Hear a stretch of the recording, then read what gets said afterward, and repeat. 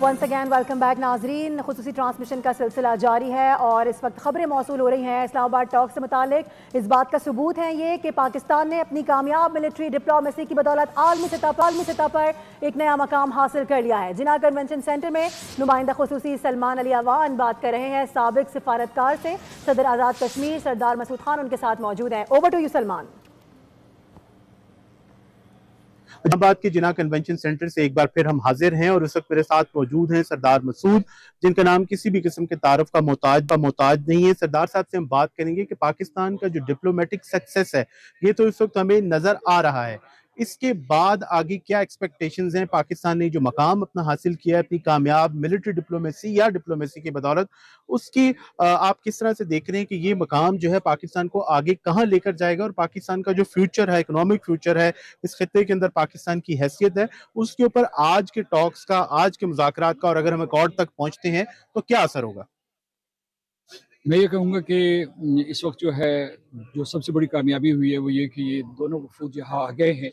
इनके इख्तलाफात थे, इब्तदाई इख्तलाफात थे, उसके बावजूद उन्होंने फैसला किया कि वो इस्लामाबाद आएंगे। उन्होंने इस्लामाबाद के ऊपर एतमाद किया है और इस्लामाबाद की पस पर्दा सफारतकारी कामयाब हुई है। तो इस वजह से ये है कि एक किस्म का माहौल बेहतर है, क्योंकि अगर ये भी फैसला कर सकते थे कि उनके इख्तलाफात इतने वसी हैं कि उनकी वजह से वो फैसला करते कि नहीं आ रहे, लेकिन वो आए हैं यहाँ।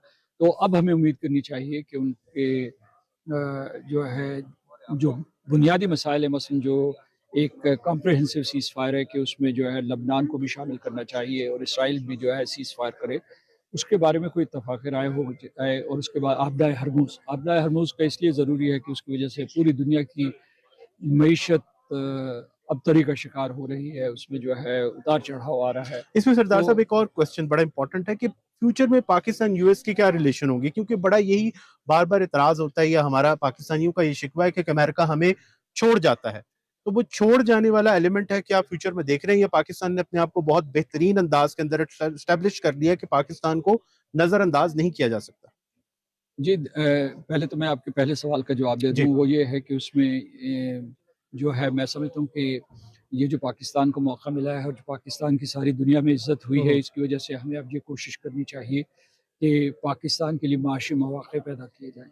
और पहले भी हैं मौक़े, मतलब मार्का हक़ के बाद आपके ताल्लुकात ख़लीजी रियासतों से, अमेरिका से, चीन के साथ बहुत ही मज़बूत हुए और ये पाकिस्तान की मईशत के लिए बड़ा अच्छा शगुन था।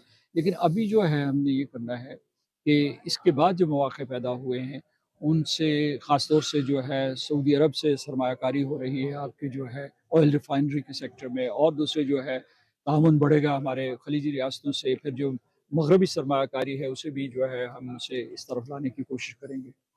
तो मैं समझता हूँ कि ये जो बहुत ही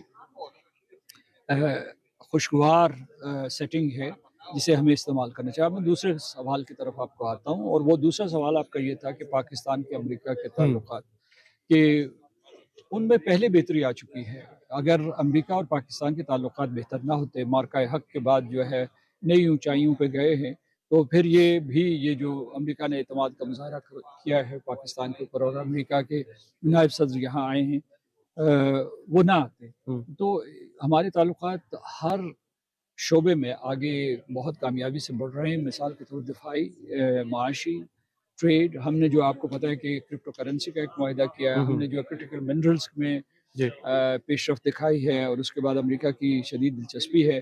तो उसके अलावा ये है कि वो हमारी कोशिश है कि वो मुतबादल तवानाई, उसके अलावा यानी अल्टरनेट एनर्जी, और दूसरा जो माइंस एंड मिनरल्स।